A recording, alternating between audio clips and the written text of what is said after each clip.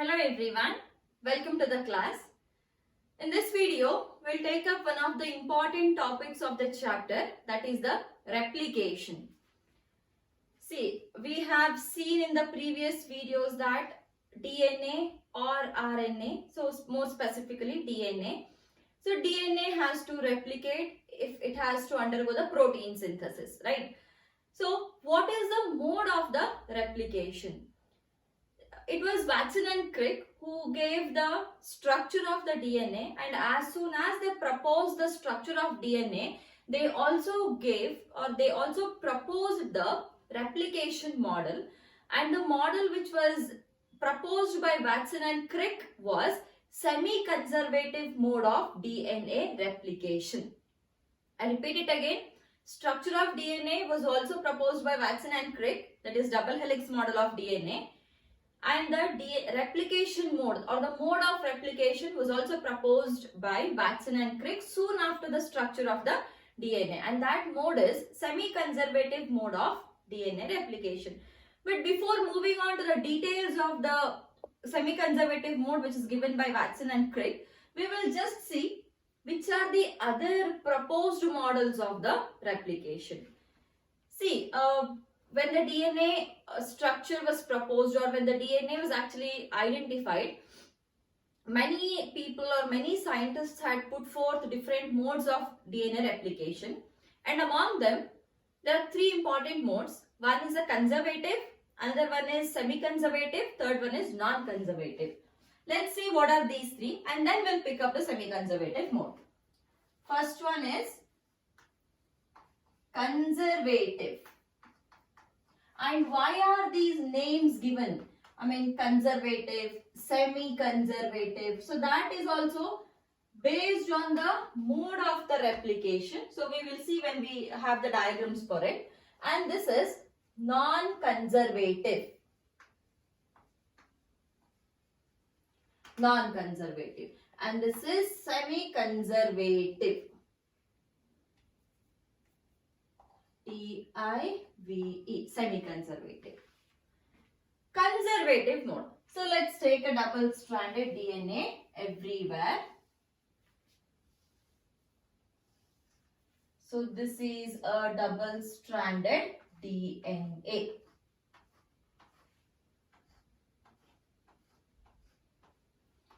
Okay.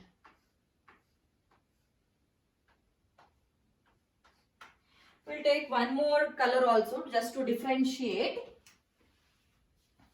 See, now if the DNA replication has to undergo, then first these two strands, the first strand and the second strand, the two strands have to split first. In whatever mode of replication it is, whether it is conservative, semi-conservative or non-conservative, before the replication these two strands have to get splitted like this. They have to split apart. So what happens in the conservative mode of replication is these two strands will split apart like this. Here is one strand and here is one strand. So this is a parental DNA. So these white, that strands which are written in white color, so those are the parental strands. This is the parental strands are split now. Now to this parental strand, what happens? There is the formation of new strands like this. Okay, the new strands will be formed like this. But the difference is new strands will be formed. After the formation of new strands, these two new strands will come and pair up together, and these two parental strands will come and pair up together.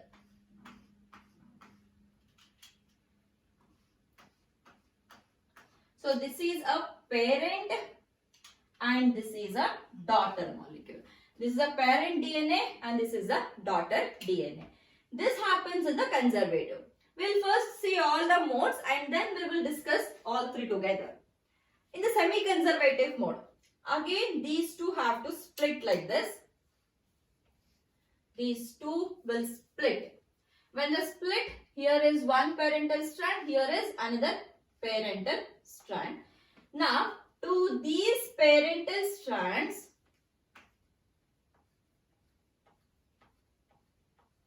to these parental strands, we get the daughter strands attached here. We get the daughter strands attached like this. And now these new strands which are formed, they are not going to separate. This itself, this is the end of the replication. This is semi-conservative mode. Coming to the non-conservative mode. In case of non-conservative mode, here the two strands are not splitting. Instead, here it is splitting like this. It means that the double-stranded DNA will split into number of pieces like this. It splits into number of pieces, and which strand, that is like not being considered here. So it may split into any form. Sometimes it may split like this only. For this there is no new strand produced. It stays like this only. This may be of this strand, this may be of this strand. It doesn't matter at all. But however, let me write it here. However, the strands will get separated and they get cut like this. And to every piece of DNA, there is a new DNA which has been formed. This is how the strands get replicated. And these small pieces, later, they get arranged in such a way that this might be a small piece and this might be a new DNA only. Again, this might be a parental DNA to which there is a newly formed DNA, and there might be one strand of parental and another strand of parental. So it is completely a mismatched DNA. Okay. So two DNAs will be formed wherein there will be no differentiation of the parental and the daughter DNA. In such a way, this gets separated and replicated. So these are the three modes of DNA replication. Now, why it has been called as conservative, why it is a semi-conservative, and why it is a non-conservative mode. If you look at this mode of replication clearly, by the end of the replication, after the replication ends or by the end of the replication, we have this original molecule. This is the original molecule, right? So after the replication, we have the original molecule as it is conserved. Conserve means what? Conserve means protect, save, isn't it? Conservation is protection, or you are just storing something very carefully. That protection is called as a conservation, or like storage is called as the conserving. So here we are protecting and we are storing and we are saving this molecule, parent molecule, as it is. Even though here they get split and then the new strands are formed, but later on these two new or daughter strands will form a new molecule and the parent strand will form a new molecule. Hence the parental strand is conserved as it is. Hence it is called as the conservative mode of DNA replication. Coming to the semi-conservative. So here what has happened? Again the parental strands have been splitted, but after the splitting, now one parental strand has got one daughter strand, another parental strand has got another daughter strand. It means that only in this molecule, only half of the parental strand is conserved, and in this molecule, again half of the parental strand is being conserved, right? So here the parental strands or the parental DNA is completely conserved. Coming to this one, here the parental strands are not completely conserved. In one molecule, half is being conserved. In another molecule, half is being conserved. Half means what? Half means semi, isn't it? So it is called as semi-conservative mode. It means that in every DNA molecule, only half or only semi of the parental molecule is being conserved.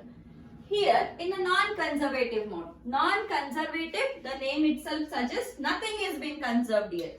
So here what is happening? Everything is getting fragmented, and later on by mismatch method it is getting arranged. So here neither the parental DNA is getting conserved nor the daughter DNA is separately formed here. So it is a non-conservative mode of DNA replication.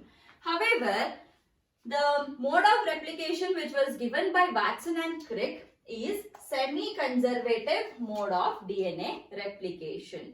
And before we move on to the semi-conservative mode of DNA replication, that is the machinery of the replication, we will first see the experimental proof which was given for the semi-conservative mode of DNA replication. And remember, the semi-conservative mode of DNA replication, the experimental proof, okay, the experimental proof is given by two scientists, that is Messelson and Stahl. So that is famously called as Messelson and Stahl experiment. So that we will be studying in detail. However, who had proposed the mechanism of semi-conservative mode of DNA replication means it is the Watson and Crick. So you should be knowing the difference. The scientist who proposed the mechanism for the semi-conservative DNA replication is Watson and Crick. The experimental proof for the semi-conservative mode of DNA replication was given by Messelson and Stahl. So now we will take up the Messelson and Stahl experiment. So the experimental proof for the semi-conservative mode of DNA replication, and it was given by Matthew Messelson and Franklin Stahl in the year 1958. And this is very famously called as Messelson and Stahl experiment. So in the exam they can either ask it as Messelson and Stahl experiment, or they can just ask it as experimental proof to prove the semi-conservative mode of DNA replication. So here what they have done is they have taken the E. coli. I mean, it has been done in prokaryotes and eukaryotes both. However, in the prokaryotes, it has been explained by Matthew Messelson and Franklin Stahl. In the eukaryotes, we'll see it later at the end of the video. Okay. So, what has in the prokaryote, they have taken the E. coli as the example. In the E. coli, also the DNA replication is semi-conservative. Wherever it is, whether it is prokaryote or eukaryote, the DNA replication will be semi-conservative only. Okay.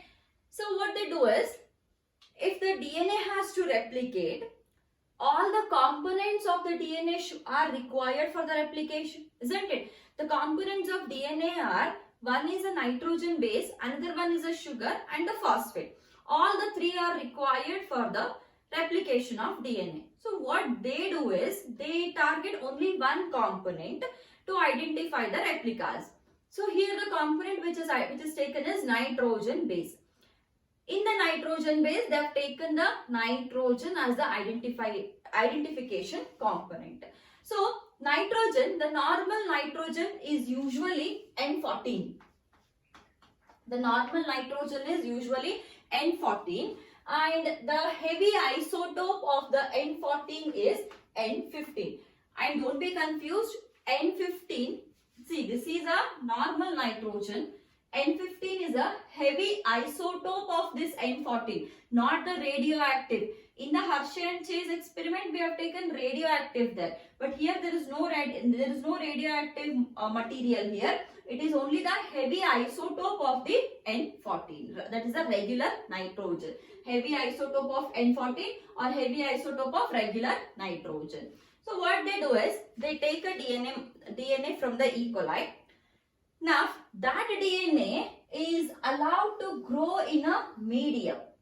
A DNA molecule has been taken, a double-stranded DNA molecule is taken, and that molecule is allowed to grow in the medium which has got only N15. Only N15. So now, if that DNA molecule, if it has to replicate, then for the replication, or to form the new strands, it requires all the three components: nitrogen base, phosphate and the sugar. What the DNA does is, while taking the nitrogen source which is provided in this medium is only N15. So for the replication, now only the N15 N15 will be taken and the replication will begin. So finally, we don't know whether we have got the semi-conservative or whatever. So at this stage, it is not proved that it is semi-conservative mode of DNA replication. So after the replication, what they do is, how much ever molecules are being produced, the number of daughter molecules whichever are produced. See, E. coli will replicate at every 20 minutes. So after 20 minutes, we get one generation. So if we have one molecule of DNA, see, if we have one molecule of DNA, after 20 minutes, this will split into 2 molecules of DNA. After next 20 minutes, this is 20 minutes, this is the next 20 minutes, this will split into 4 molecules of DNA and then 8. So it is a geometric progression here. So now, when this is splitting here, all these molecules, 1, 2, 3, 4, 5, 6, 7, all these molecules can be separated by the density gradient using the cesium chloride. By the density gradient using cesium chloride. Cesium chloride. Remember, here for the separation using the density gradient, cesium chloride is being used.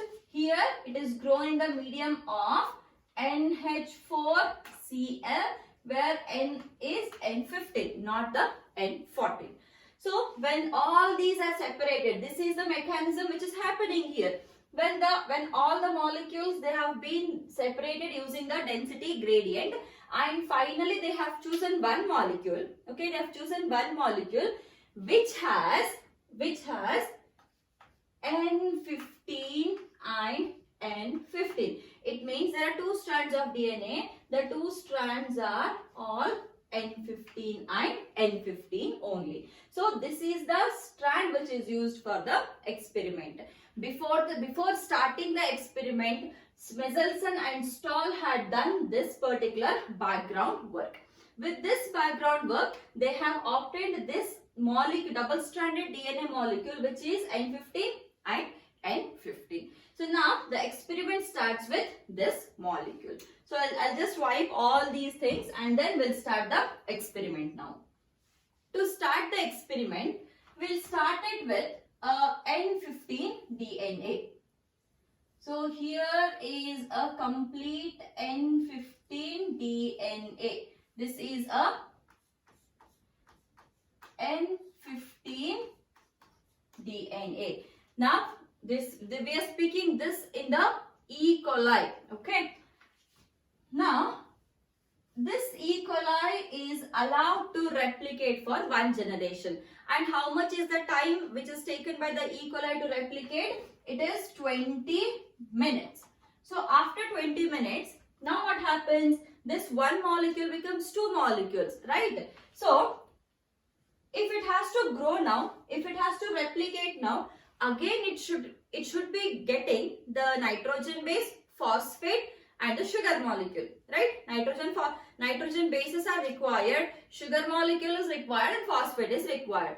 Phosphate and sugar, we are not concerned about it here. Normal phosphate, normal sugar. How about the nitrogen? Here the nitrogen which is present is N15. Now for the growth of the E. coli, they have given N14 nitrogen. N14 is a normal nitrogen, right? So when the N14 is provided here in the medium, N14 is provided. When the N14, see, first what should happen? Semi-conservative mode, we have seen it previously. The parental strands will split. So let's split the parental strands. This is one parental strand and this is another parental strand. They have been splitted. Now, the new strands have to be formed. How are the new strands formed? The new strands are formed by using the nitrogen, phosphate and the sugar which is provided in the medium. And which is the nitrogen provided? The nitrogen provided is the N14 nitrogen. So, now here the molecules, this one strand is of N15. This is N15 and this is N14. Similarly, this is N15 and this is N14. Now we have a mixture here. This is a heavy DNA, isn't it? This is a heavy DNA. How about this? This is a mixture of a heavy and a light DNA. It means that this is an hybrid DNA. So I'll write it here only. These two are hybrid DNAs. That is a mixture of a heavy DNA and a lighter DNA. Now we will allow this to replicate again. That is the next generation. When the next generation goes, again the next generation will take 20 minutes. So here it is already 20 minutes plus 20 minutes. So it is now 40 minutes.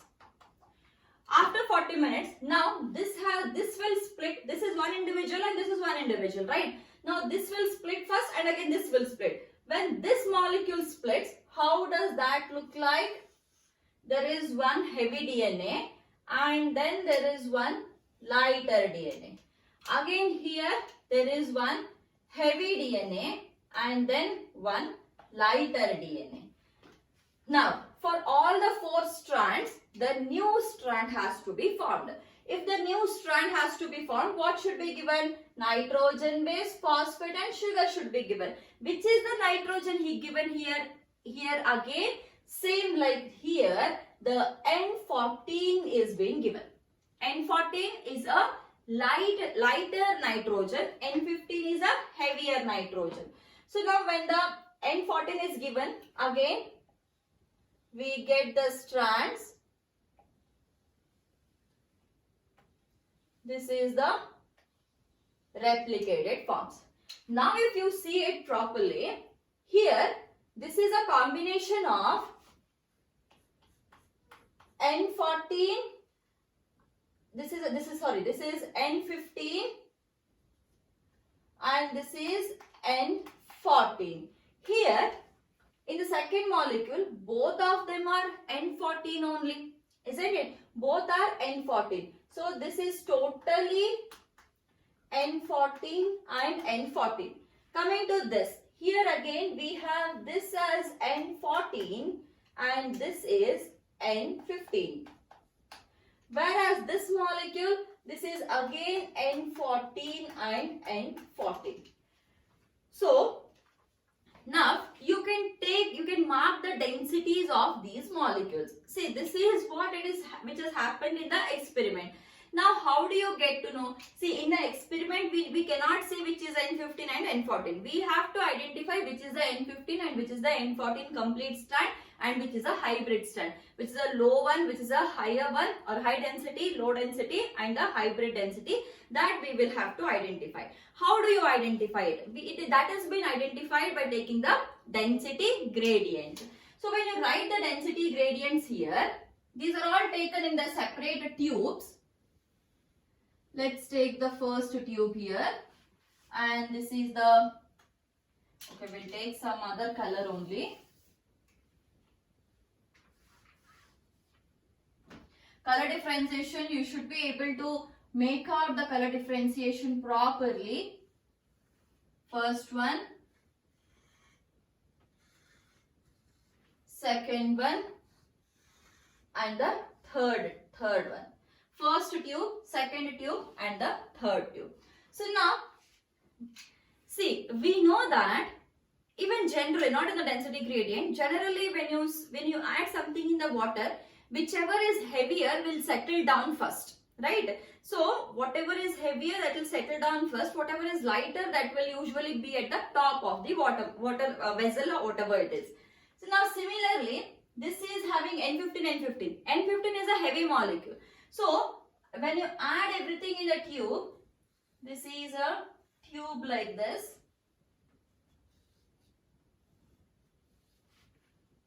Okay, fine. When you add all the ingredients in the tube, what happens? Here, this N15 will go and settle at the bottom. N15 will go and settle at the bottom. Coming to this, we have the hybrids here, isn't it? hybrids means one is of the high density, one is of the low density. Together it is making a medium density. So if it is a medium density, now it is a mixture of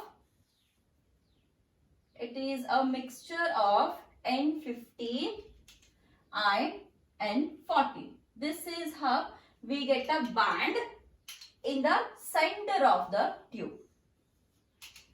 Coming to this side, that is the last side. Here what happens? We have two hybrids and two N14 molecules.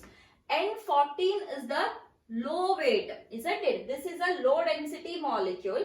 So we get one band here at the top of the tube, and hybrids we get them here.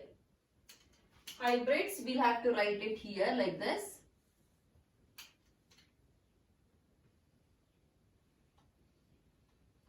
So this is how the bands are being obtained. So what is indicating? What is getting indicated by this? See, here it is all the N15, N15. Here it is N15 and N14. N14. Here, this is completely N14 and N14. Here it is N14 and N15. So, which step or which point is actually proving the semi-conservative mode of DNA replication? Semi-conservative mode of DNA replication means here the parental strands are half conserved or semi-conserved, right? See, here we don't have a mixture. Here we have a pure parental strand. Both the strands are same. When it comes to the next generation, in the next generation we have a mixture. See, this is one and this is one. So it means that here in the next generation the parental strands are not as it is, only half of the parental. Here N15 is a parental, right? So here only we have half N15. Right, we don't have complete N15. It means that only half is being conserved. Coming to this, here how much is here, which is a parent? Here the parent is N14 and N15. Mixture is a parent here. Come back again. We have got here one is mixture definitely, but what is provided? N14 has been provided in the medium, right? N14 has been provided. So when the N14 is provided, now among the parent, see, this is one strand and this is one strand. So when it comes here, in this molecule, only half of the parent is being conserved here. Or if you when you compare this, nowhere we get to see this parental combination. Even if it continues to many generations also, we won't be able to get this parental combination anywhere. Isn't it? This parental combination is not obtained anywhere. That is because everywhere only half is getting conserved. See, here also we have half and here also we have half. So, which clearly indicates that only half of the parental molecule is being conserved. And hence this is called as semi-conservative mode of DNA replication. And this experiment was done in the E. coli. So, this is a prokaryotic proof. However, similar experiments were also done in the eukaryote, and that was done by Taylor. I'll write it here. That was done by Taylor and colleagues. Taylor and colleagues in the year 1958 only, and this was done in the Vicia faba. Vicia faba. And the common name of the Vicia faba is faba beans, what we commonly call as faba beans. So using the faba beans, that is the Vicia faba, the scientific name of the faba beans is Vicia faba. In that Vicia faba, Taylor and his colleagues in the year 1958, they conducted the same type of experiment to prove the semi-conservative mode of DNA replication in the eukaryotes. Okay, so this is all about the experimental proof. In the next video, we'll take up the mechanism of DNA replication. Thank you.